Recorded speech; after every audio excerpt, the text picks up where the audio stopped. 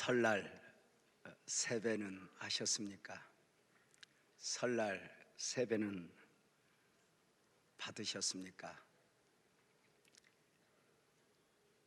삶의 그 연수를 더해가면서 아무리 나이가 많아도 세배할 어른이 있다면 축복이겠다 싶은 생각이었습니다. 혹시 30 맞았지만 부모님이 이렇게 하늘나라에 가신 바 세배할 곳이 없다 느끼신 분들, 오늘 여러분의 아버지 하나님께 예배할 때 세배하는 마음으로 드려지고 또 하나님이 주시는 세뱃돈, 덕담, 축복 많이 담아내셨으면 좋겠습니다. 광야에 담겨진 축복을 정복하라.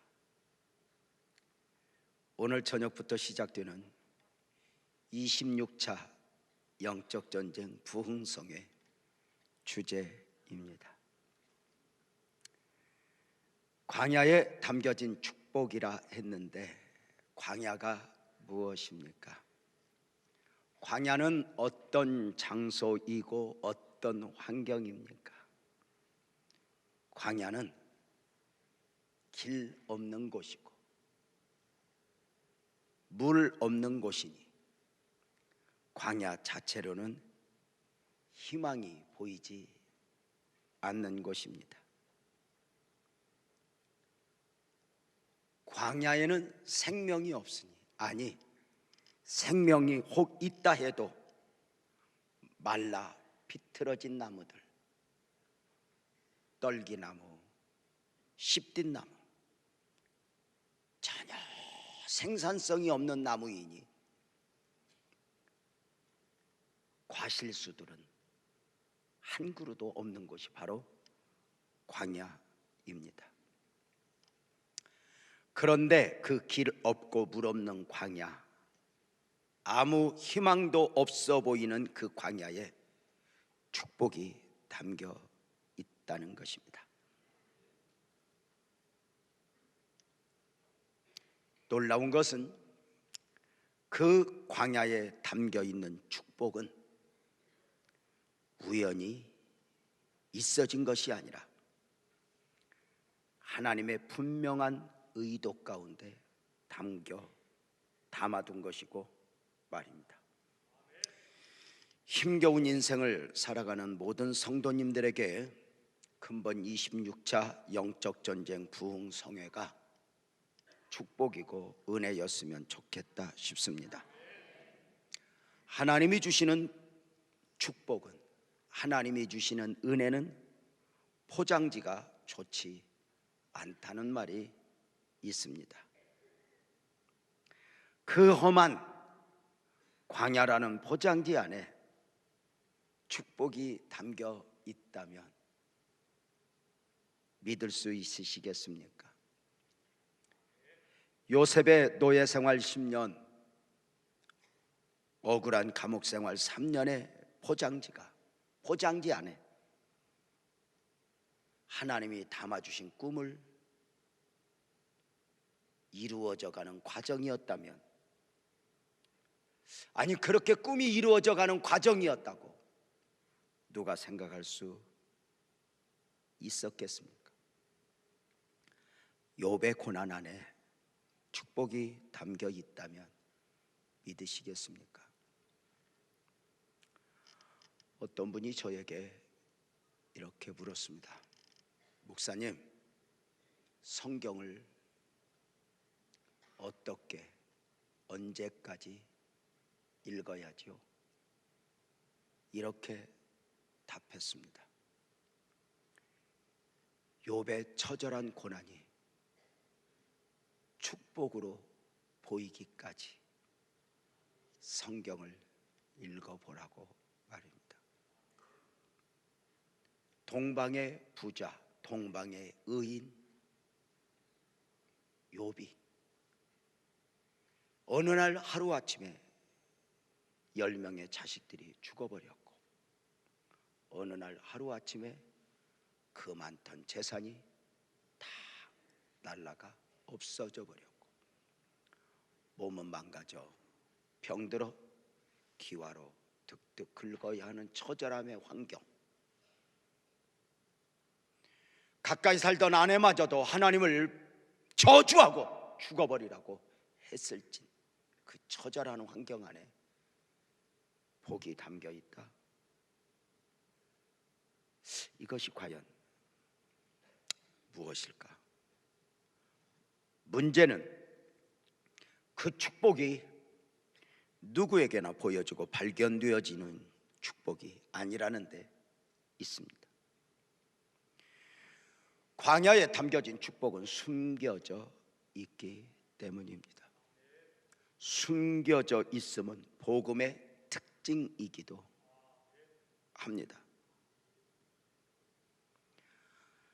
하나님은 숨어 계신다는 말씀을 들어보셨는지요?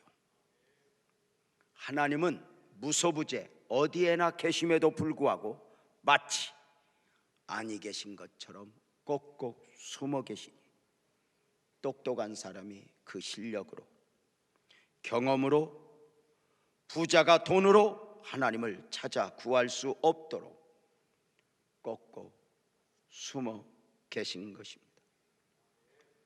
오직 은혜가 아니면, 오직 믿음이 아니면 하나님을 깨달아 알 수 없도록 숨어 계신 것입니다.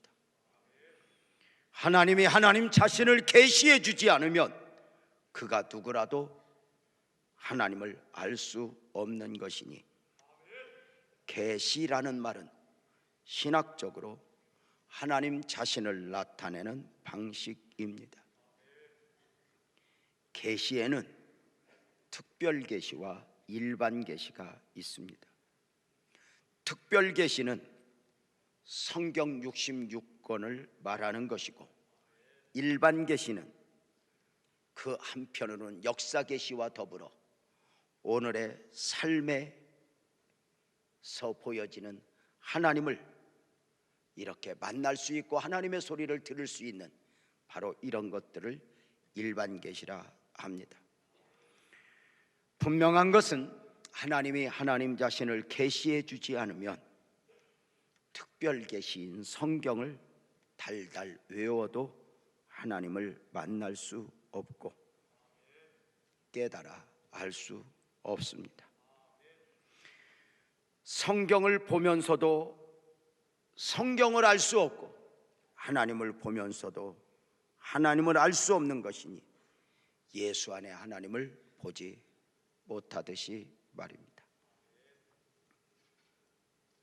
하나님은 숨어 계신 가운데 당신의 택하신 백성들을 찾아 때가 되면 당신을 계시하사 당신을 나타내 만나 주시는 것이니, 그렇게 하나님이 은혜를 베푸면 어느 날 눈이 열려 하나님이 보여지고 어느 날 귀가 열려 하나님의 소리가 들려지는 것 아니겠습니까? 오늘 2부 예배 바치고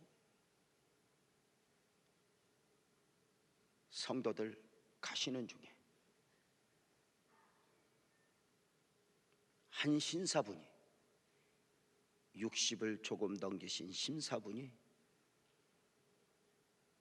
우리 성도님 손에 이끌려 제 앞에 왔습니다. 목사님, 제가 60이 넘었습니다. 저는 지금까지 교회를 다니지 않았습니다. 오늘 명절 쇠로 왔다가 우리 동생에게 이끌려 오늘 이곳에 예배 드리러 왔습니다.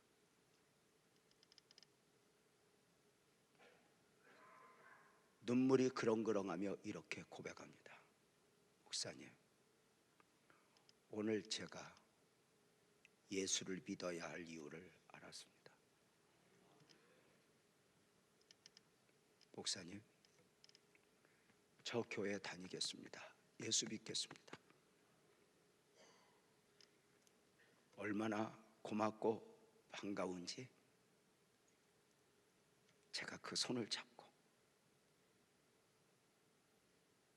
예수님을 영접하는 기도를 도울 수 있었습니다. 누가 누구에게 설명을 잘해서 아니요. 숨어 계신 하나님을 우리가 만났고 복음을 깨달아 아는 자 되었고 믿음의 사람이 되었다는 것이 얼마나 엄청난 축복인지 아십니까? 숨어 계신 하나님이 자신을 나타내 나에게 만난 바 되어 주신 것이니 감동 아닌가? 우리가 잘못 생각하면 예배당 문이 열려 있으니 아무나 와도 줬소되려 하니 언제든지 누구든지 믿고자 하면 믿을 수 있는 것 같지만 절대로 아닙니다. 데살로니가후서 3장 2절은 분명하게 말씀하시기를 믿음은 모든 사람의 것이 아니라 누구나의 것이 아니라 합니다. 하나님은 숨어 계신다. 그 하나님이 2000년 전 사람의 몸을 입고 그 이름 예수로 오실 때에도 숨어서 오셨습니다. 하나님이 하나님처럼 오신 것이 아니라 지극히 작은 아이로 지극히 가난한 집에 가장 힘없는 아이의 모습으로 오셨습니다. 힘의 논리가 지배하는 이 세대 가운데 그 작은 아이 앞에서 누가 하나님을 볼 수 있었겠습니까? 놀라운 것은 눈이 열린 사람들은 그 아이에게 경배했다는 사실을 아십니까? 바다를 잔잔케 하는 그분이, 죽은 자를 살리는 그분이, 없는 것도 있게 하시는 그분이 놀랍게도 공생의 사역을 감당하실 때도 숨어서 사역을 감당하셨습니다. 특별히 지난 수요일부터 사순절이 시작되었는데 마지막 순환의 한 주간 그 사역 가운데 우리 주님은 바다를 잔잔케 하는 그분이, 하늘의 12군데를 불러 천하를 호령할 수 있는 그분이, 때리면 맞고 끌고 가면 끌려가고 침뱉으면 침뱉음을 당하고 십자가의 높이 달린 바 로마 병사가 창으로 찌르며 내려와 봐 우리가 믿을게 외쳐도 마치 내려올 수 없는 분인 것처럼 처절한 모습으로 죽임을 당하셨습니다. 힘의 논리가 지배하는 오늘의 세대에 이렇게 처절하게 죽어가는 한 사람의 모습 속에서 누가 하나님을 볼 수 있을 것인가? 놀라운 것은 그 순간 눈이 열린 사람들, 은혜를 입은 사람들은 그 처절한 십자가 앞에서 나의 주시며 나의 하나님입니다 고백하는 것입니다. 2000년 전에만 숨어서 오신 것이 아니라 여전히 하나님은 함께 하신 바 숨어 함께 하시니 성령으로 충만하지 못하면, 깨어있지 못하면 만날 수 없고 느낄 수 없는 하나님입니다. 때로는 병들어, 때로는 사는 게 힘들어. 도대체 하나님 살아계십니까? 왜 나에게 아무것도 해주지 않습니까? 당신 죽은 거 아닙니까? 오해를 받아도 하나님은 꼭꼭 숨어 계십니다. 놀라운 것은 하나님만이 아니라 하나님이 주시는 은혜도 축복도 숨겨 두셨다는 것입니다. 광야에 숨겨진 축복이고 밭에 감추인 보화입니다.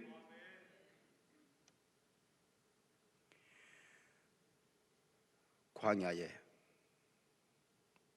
밭에 숨겨진 축복의 은혜를 찾아 발견하여 내 것으로 삼아야 하니 안타까운 것은 많은 사람들이 광야라는 삶의 포장지를 보고 거절하여 광야에 담겨진 축복을 품어내지 못하고 있다면 안타까움이 아닐까? 한 청년이 강둑에 앉아 밤을 새우며 세상을 탓하며 희망이 없다며 내가 살아야 할 이유가 있을까? 그저 생각 없이 옆에 잔뜩 쌓여있는 돌멩이 하나를 집어 강물에 던졌습니다. 퐁당. 하나를 던지고 둘을 던지고 열을 던지고 백을 던지고 밤을 새워 던지는 가운데 날이 밝았습니다. 청년은 남아있던 마지막 돌멩이를 던지기 전에 마지막 돌이니 한번 이렇게 바라보는 순간 깜짝 놀랐습니다. 자신이 던진 돌멩이는 돌멩이가 아니라 황금 덩어리였습니다. 청년은 세상을 탓했지만 자신의 삶에 담겨있고 내 앞에 쌓여있는 돌멩이 자체도 제대로 보지 못한 가운데 시간이라고 하는 황금을, 축복이라고 하는 황금을 던져 허비한 것입니다.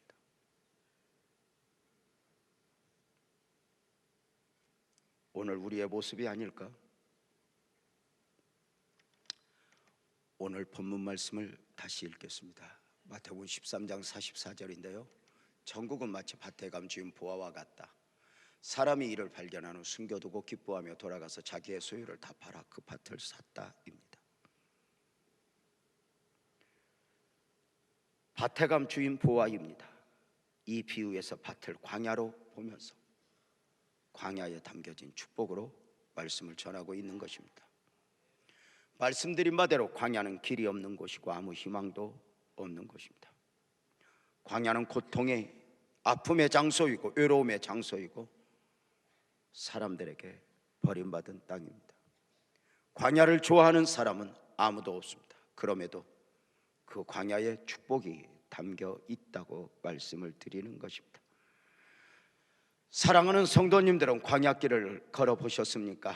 인생을 사노라면, 신앙인으로 사노라면 선택의 여지 없이 광야라는 삶을 살아야 할 때가 있습니다. 모세가 살아내야 했던 광야의 삶을, 다윗이 살아내야 했던 광야의 삶을, 바울이 걸었던 광야의 삶을, 욥이 감당해야 했던 광야의 삶을 우리도 살아내야 하는 것입니다. 그런데 그 험난한 광야의 삶에 축복이 담겨 있고 그 밭에 감추인 보화, 광야에 담겨진 축복은 우연히가 아니라 주인이 의도적으로 담아 놓은 것이라고 말입니다. 축복을 숨겨놓으신 하나님의 마음이니 우리 조금 전에 읽었던 본문 13장 44절 다시 읽겠습니다. 우리는 참 신기한 것은 그렇게 읽어도 외울 수 없다는 게 은혜입니다. 한 목소리로 크게 한번 읽겠습니다. 시작. 전국은 마치 밭에 감추인 보화와 같으니 사람이 이를 발견한 후 숨겨두고 기뻐하며 돌아가서 자기의 소유를 다 팔아 그 밭을 샀느니라. 제가 뵈니까 무슨 고민이 있는지 안 읽고 그저 이북 닫고 계신 분이 두 분이 있는 것 같아서 다시 한번 읽도록 하겠습니다. 시작. 천국은 마치 밭에 감추인 보화와 같으니 사람이 이를 발견한 후 숨겨두고 기뻐하며 돌아가서 자기의 소유를 다 팔아 그 밭을 샀느니라. 내용을 잘 이해하시겠습니까? 사실 본문의 비유는 윤리적 시각으로 보면 문제가 많은 비유입니다. 남의 밭에 일용직 일꾼으로 와서 일을 하다가 보화를 발견했다는 것입니다.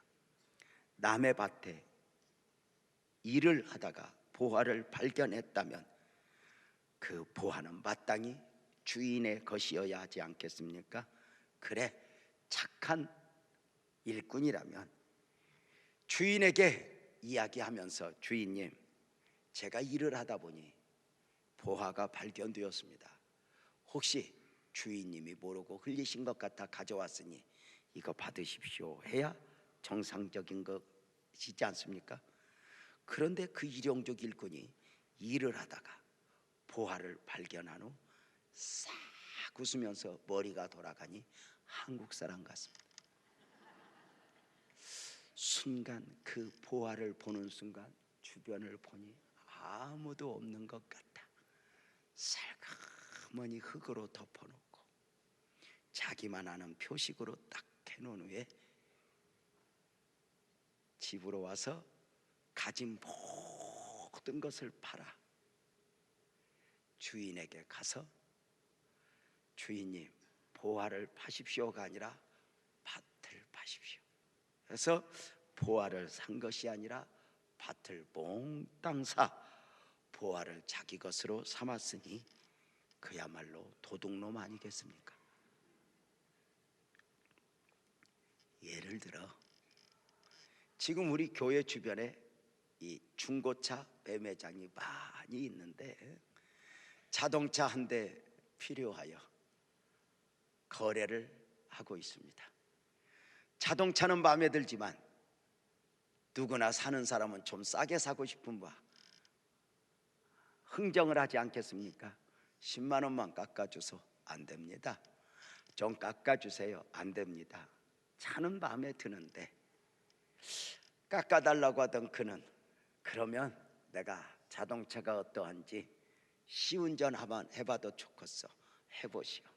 딜러에게 자동차 키를 받은 그가 자동차를 타려고 한 바퀴 시운전을 하는 중에 한쪽으로는 마음에 들기도 하고 아니 들기도 하지만 그래 어떻게 해야 할까 하는 중에 그만 스피어 타이어, 보조 타이어는 있을까? 다른 건 좀 있을까 해서 한쪽으로 차를 세워놓고 트렁크를 열고 밑에 보조 타이어 있는 데를 열어보다 깜짝 놀랐습니다. 거기에 주먹 많은 다이아몬드가 보여요.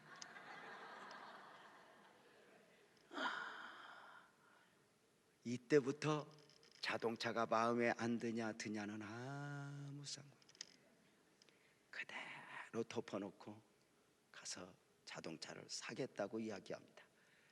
이렇게 말합니다. 10만 원 깎아드릴까요? 아니요, 안 깎아줘도 됩니다. 몽땅 사서 돌아왔다면 도둑 아니겠습니까? 이 말도 안 되는 도둑 비유가 오늘 우리에게 무엇을 말하고자 하는 것입니까? 우리는 이 비유에서 보화를 발견하고 밭을 사는 사람도 사는 사람이지만 주인의 마음, 하나님의 마음을 읽어야 합니다. 말씀을 드린 대로 그 밭에 있는 보화는 그냥 우연히 있어진 것이 아니라 주인에 의해 의도적으로 숨겨져 있는 것이기 때문입니다. 주인은 그 밭의 보화, 축복을 감추어 두고서 일꾼을 불러다 일을 시키고 있는 것입니다.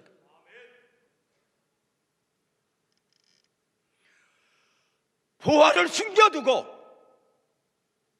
주인은 일꾼을 초대한 것입니다.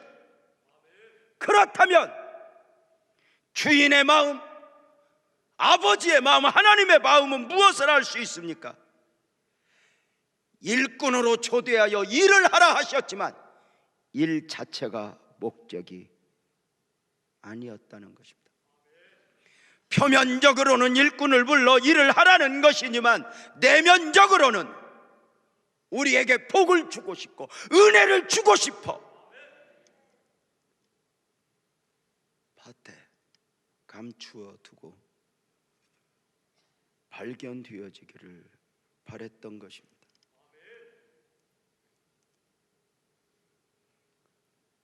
일을 하는 일꾼들에게 너희가 오늘 일당도 원하겠지만 내가 너에게 정말 주고 싶은 것은 일당이 아니라 밭에 감추인 보아이니 너 스스로 그것을 찾아 발견하여 품에 안고 가라는 것입니다.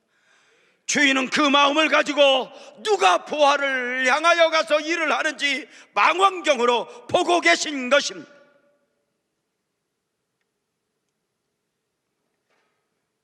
우리 모두를 밭으로 초대하여 광야라는 환경 가운데 두신 하나님이 광야라는 환경 가운데서 인생이 힘들다 원망만 하지 말고 광야적 삶에 담긴 축복을 찾아내라는 것입니다. 그렇다면 한번 상상해 보십시오.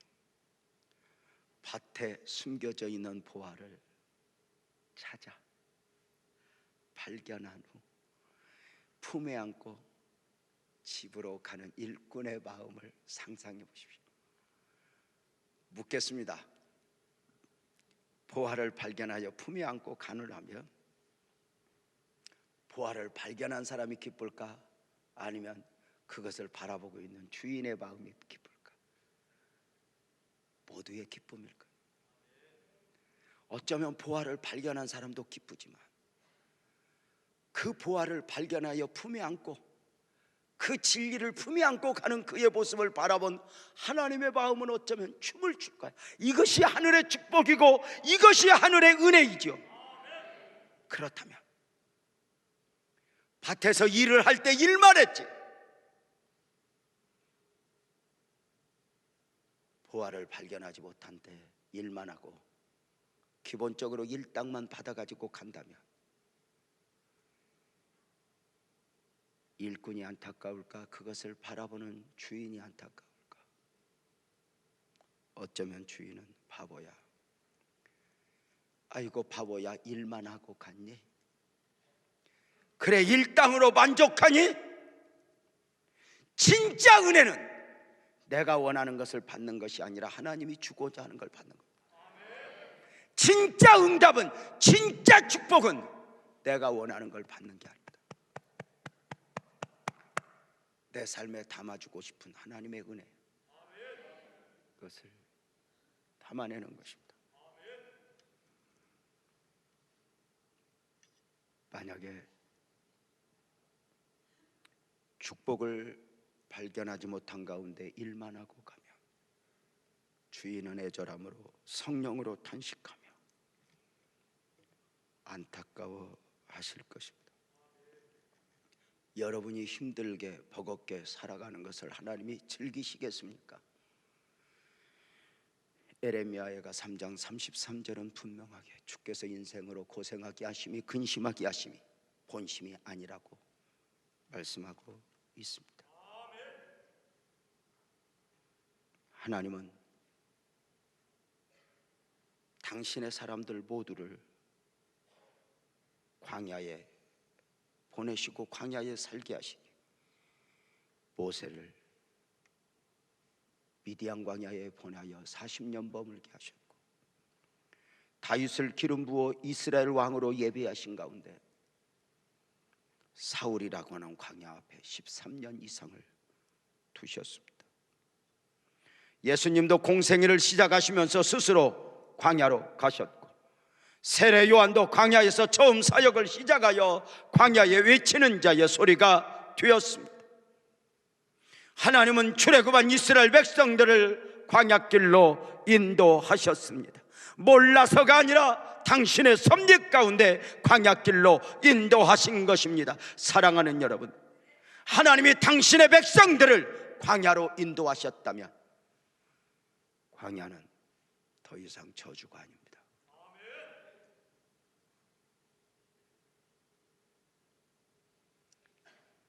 욥의 고난이 아니라 축복으로 보이기까지라는 말을 제가 왜 했습니까?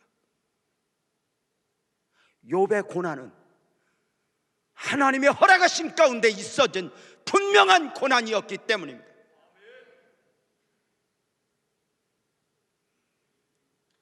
내가 잘못해서 어쩌다 곤고해서 맞이한 것이 아니라 내게 있는 고난이, 내게 있는 아픔이 하나님이 허락하셨다고 믿으며 더 이상 그것은 저주가 아니라고 말입니다. 2부 예배 마치고 제가 아까 한 사람이 예수를 영접한 분을 이야기했습니다. 권사님과 권사님 남편 되시는 분이 다가와서 저를 보자 부모를 본 듯 눈물을 탁 쏟으면서 이렇게 말합니다. 목사님,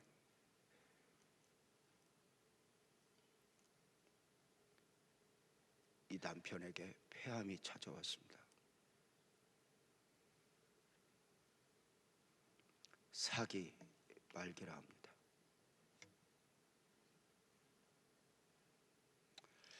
명절 전에 진단을 받고 설 명절을 무겁게 보낸 그분이, 네 분이 오늘 2부 예배를 드리고 가다가 제 앞에 선 것입니다. 제가 손잡고 이렇게 말했습니다. 권사님, 무서워하지 마. 어쩌면 이거 축복일 거야. 하나님이 허락하셨다면 광야가 저주일까? 물론 저주라 느껴질 만큼 고통은 틀림없습니다. 하나님이 은혜라 표현했던 사도 바울의 몸의 질병은 적어도 사도 바울이 보기에는 사탄의 가시였습니다. 얼마나 고통스러웠으면 사도 바울이 자신의 몸의 질병을 사탄의 가시라 표현했겠습니까? 그런데 그것이 바로 은혜였다고 성경은 말하고 있습니다. 사랑하는 성도님들도 광야의 삶을 살아내고 있지는 않습니까? 혹시 사업도 자녀들 앞길도 하나님이 아니면 해답이 없어 보이는 광야라는 환경은 아닙니까? 저와 여러분을 광야라는 환경에 두신 하나님의 마음이 무엇일까? 그 광야적 삶의 보석을 담겨두고 보화를 감겨두고 축복을 밝혀두고 기도해라, 인내하라, 응원하시는 하나님이 느껴지십니까?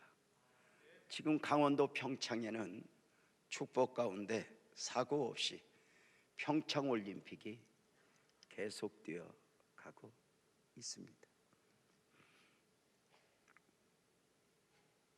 한 선수 한 선수 평생 모든 것을 쏟아 연습했던 선수들이 그 실력대로 표현하여 기대 이상의 성적을 내기도 하고, 어떤 이는 그만 스케이트를 타다가 넘어져 얼마나 아플 텐데 아파서 우는 것이 아니라 그동안 쏟아부었던 모든 것들이 엎어졌나 싶어서 우는 선수들도 봅니다.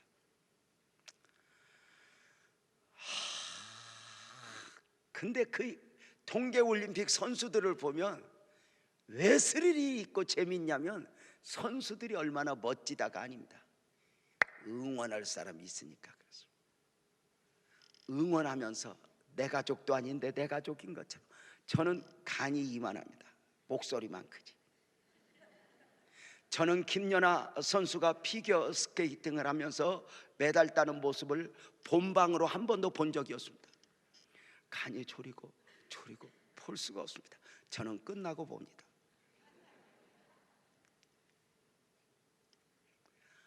끝나고 봅니다.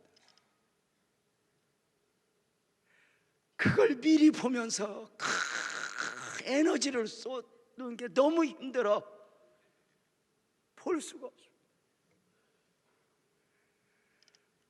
저는 아내가 밥할 때 안 봅니다. 힘들까 봐. 그리고 다 하면 가서 먹습니다. 운동선수들의 운동경 중에 백미는 축구 한일전인 것 같아요. 무조건 이겨야 된다. 치면 안 됩니다. 머리를 싸매고라도 이겨야 됩니다. 매력이 있는데요, 진짜 이런 운동 경기를 볼 때 재밌는 것은 보는 것도 즐겁지만 응원하는 것입니다. 오른쪽으로 차라니까 알아듣습니까? 근데 또 그렇게 봐야 재미가 있는 것입니다. 골대 앞에서 빵 차는 선수를 보고 밥 먹고 공만 찬 놈이 그렇게밖에 못 차냐? 사실 여러분도 얼마나 지금까지 뻥 차고 살았습니까? 사업도 뻥 차고. 그만하겠습니다. 갑자기 분위기. 여러분, 우리가 그 선수들보다 잘하겠습니까? 아니요. 그런데 우리가 화면으로 보잖아요. 오른쪽으로 차라, 오른쪽으로 차라. 우리 주님이 삶의 광야에 우리를 담아두고 우리를 주목하여 보시며 조금만 더 인내해라, 조금만 더 참아라, 포기하지 말아라, 그만두지 말아라. 그만두고 싶을 때, 포기하고 싶을 때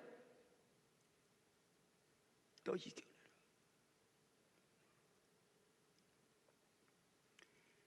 우리 교회 부교육자로 있다가 인천에서 목회하고 있는 인천 빛나교회 우리 이영용 목사가 전화가 와서 아마도 목회가 쉽지 않았던 것 같습니다.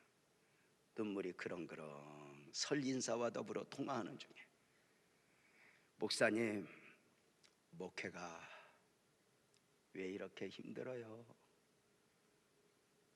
제가 광야라는 책을 읽다가 그 통화를 받은 바, 원래 목회는 광야에서 하는 거야.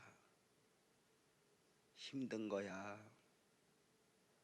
성도들 때문에 힘들다고 말하지 마. 진짜 너를 힘들게 하는 건 네 안에 너야. 다른 사람이 너를 힘들게 하면 힘들게는 하지만 너를 망가뜨릴 수는 없어. 그러나 네가 너를 망가뜨리는 거야. 목회는 성도하고가 아니라 나하고 하는 거다. 포기하고 싶고 그만두고 싶고 판단하고 싶은 그거 내려놓아야 된다. 26차 영적 전쟁이 시작됩니다.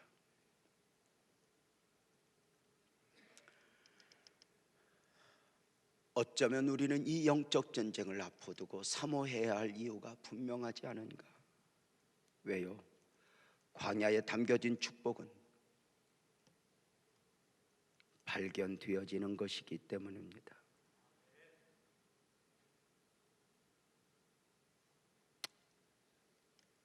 밭에 감추인 보아라. 누구에게 발견되어지는 것입니까? 누구에게나가 아니라 일꾼입니다. 취미로 엔조이하듯 종교 생활을 하는 사람에게는 기독교가 단순히 많은 종교 중에 하나의 종교로 보일 것입니다. 기독교는 다른 종교와 비교해서 우월한 종교가 아닙니다.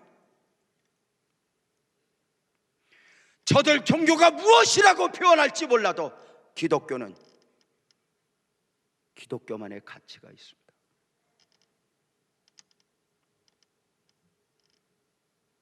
누구에게? 헌신하는 일꾼에게.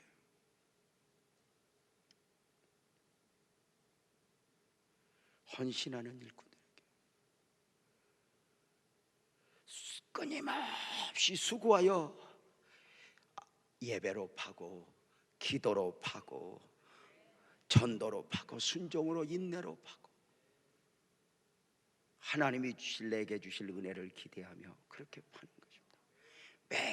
매일매일 예배당에 와서 기도하시는 권사님,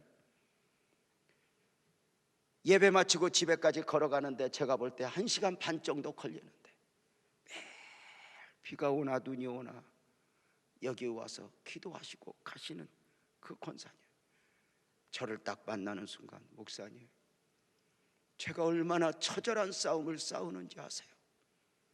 잘했어요. 사랑하는 여러분, 힘들 때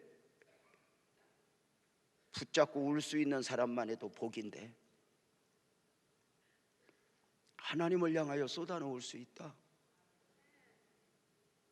하나님 앞에 울 수 있다. 이것이 여러분 하나님은 보이지 않는 것이거든요. 차라리 나무를 붙들고 울면 그 사람은 병원 안 가지만 그냥 울면 병원에 실려갑니다. 근데 그 하나님을 보고 운다? 예배로 파고 기도로 파고, 그리고 결국에 그 보화를 발견하고 보면 은혜야, 은혜. 참 은혜야.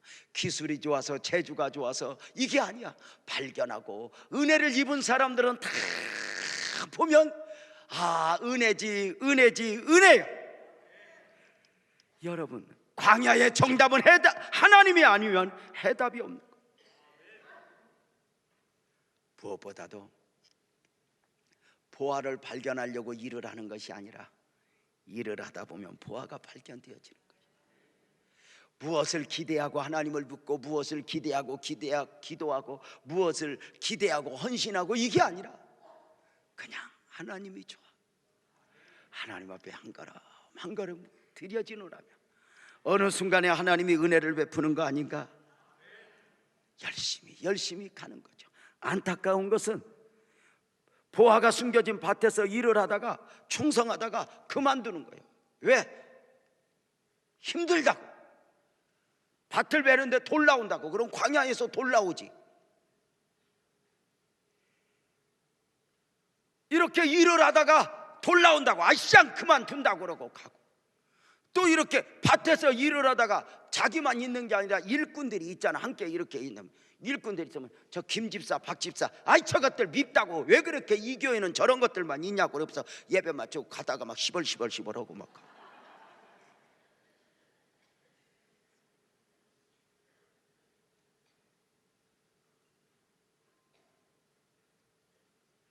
이렇게 일을 하다가 그만두어 버리면 하나님의 안타까움이 아니겠냐는 거지. 왜? 광야에 담겨진 복을 주실 수 없기 때문에.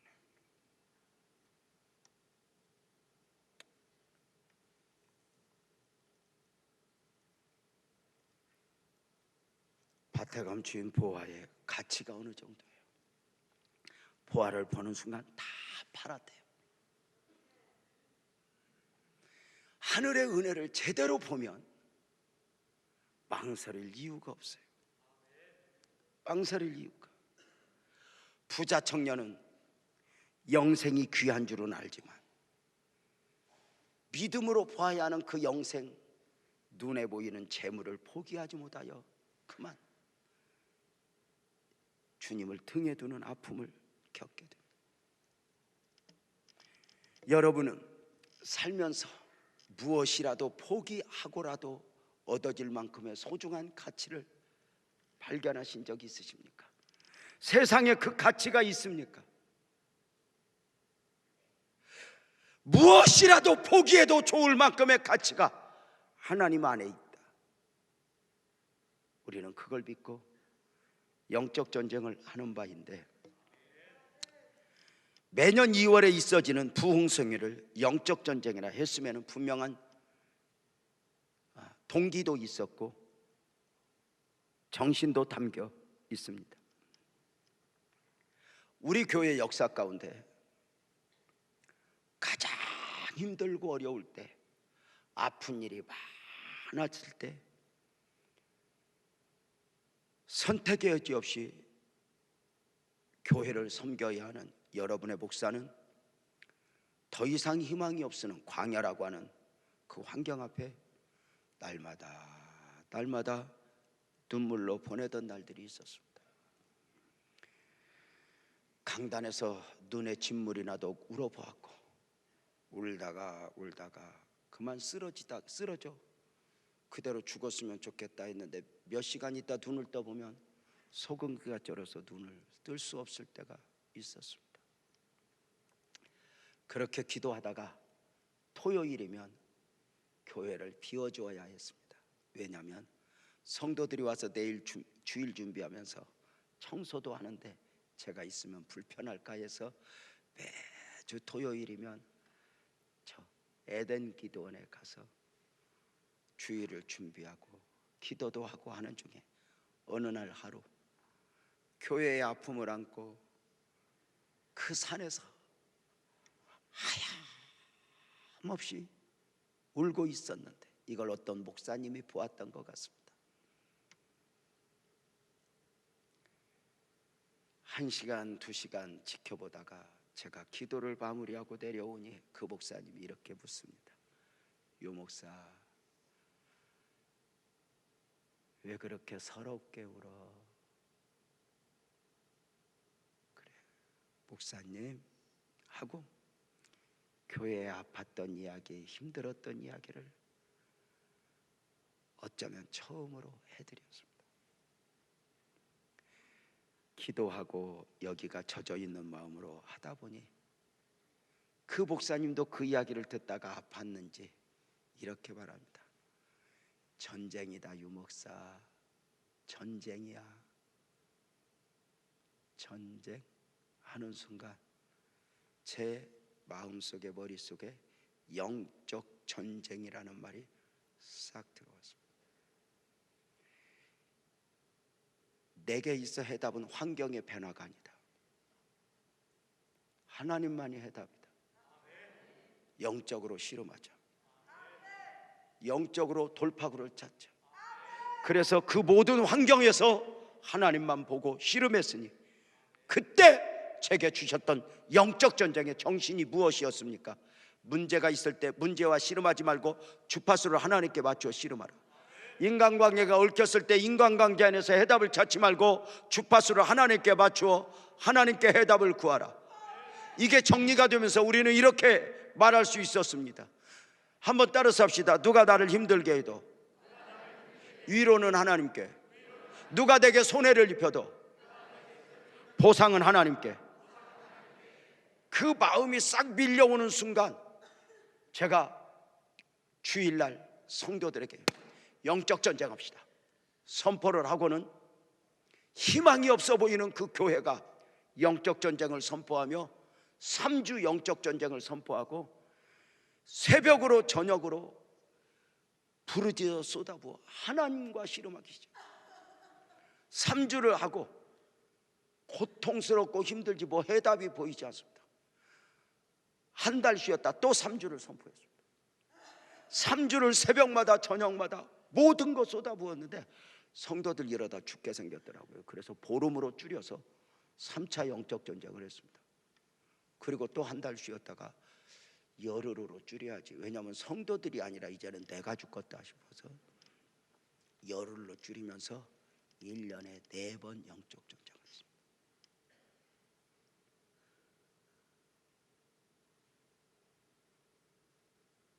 하나님, 누구에게 말도 하지 않고 하나님만 보며 기도하며 역전 전쟁을 했고 하나님은 우리 교회에 어둠이 싹 떠나 하나님이 길을 주시는 모습을 제가 보았습니다. 이게 우리 교회입니다. 2월 달에 했던 이유가 있습니다. 교회가 영적 전쟁이다 보니 교회만이 아니라 자식들이 학교 새로 가는데 얼마나 그게 전쟁으로 보이고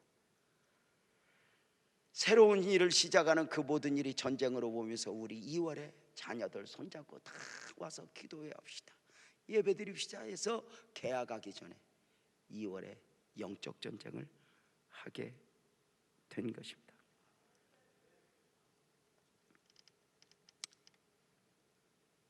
광야에 담겨진 축복을 정복하라 말씀을 드린 대로 26차 영적 전쟁 부흥성의 주제입니다.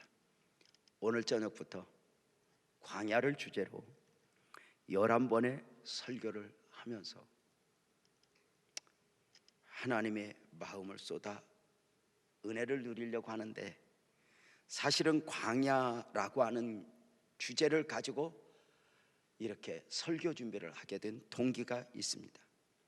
지난해 5월 우리 성도들과 더불어 성지순례를 갔는데 요르단 그리고 이스라엘 쭉 살피는 성지순례 여정이었는데,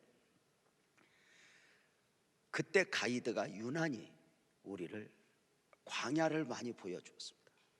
그리고 기드론 골짜기, 헤브론 골짜기, 아얀 골짜기를 쭉 보여주면서 사실은 아무것도 없는데 그 안에 담긴 은혜를 보면서 이렇게 젖어 있고 성지순례를 마치고 오는데, 우리 교회 한 성도님이 목사님, 저는 이번에 성지순례 올 때 목표가 있었습니다. 무엇이었는데요? 그랬더니 광야를 많이 보고 광야를 많이 알고 싶었는데, 정작 와서 광야를 보았지만, 광야를 알고 싶었지만 제가 기대했던 건 10분의 1도 10%도 제대로 보지 못했습니다. 그래 목사님에게 부탁이 있습니다. 어찌할까 하다 기도하니 목사님이 어쩌면 광야 설교를 해주면 광야에 대하여 더 많이 알 수 있겠다 싶은데, 목사님 언제 광야 설교 한번 해주시지 않을래요? 그래, 엄마 나 떡볶이 먹고 싶어 하는 애들처럼, 그래 내가 광야 설교 한번 할게 하고 책을 하나 사서 보기 시작하다가 이거 잘못 손댔다 싶었는데, 그때부터 광야를 알고 광야를 이해하기 위해서 책을 25권 정도 사서 광야라는 주제만 가지고 그때부터 지금까지 묵상을 하면서 이번 영적 전쟁 때 해야지 하고 준비를 했습니다. 25권 읽어도 모르겠습니다. 그래서 광야 전문가를 찾았습니다. 두 사람 만났습니다. 하나는 지금 이스라엘 광야에 살고 있는 한 교수를 제가 직접 만났습니다. 이렇게 말했습니다. 목사님, 설명해서는 다 모릅니다. 이스라엘로 오십시오. 나랑 한 달 동안 광야에서 한번 살아봅시다. 그래서 니나 살아라. 제가 거기까지 갈 일은 없고, 또 한 분이 미국에 있습니다. 이번에 제가 집회 가서 비행기를 타고 일부러 찾아갔습니다. 당신 광야 전문가인데 광야 좀 내게 설명해 주소. 그리고 이틀 동안 하루에 6시간씩 맞짱 떠서 광야를 설명을 들었는데, 권사님이나 저나 똑같았던 건 그분이 알고 있는 광야를 설명해 주는데 제가 10%도 이해가 되지 않았습니다. 제가 알고 싶었던 광야가 아닙니다. 그분은 광야만 알았습니다. 이번에 제가 성회 때 하는 설교는 사실 여러분의 목사의 설교는 아니고 많은 저자들, 많은 선배 목사님들이 했던 설교를 조립해서 아마 하게 될 것입니다. 그러다 보니 설교를 듣다 보면 용어가 평소 목사님 쓰던 용어가 아니고 새로운 용어가, 아주 고급진 용어가 나오면 저거 책에서 베꼈구나, 그러면 정답입니다.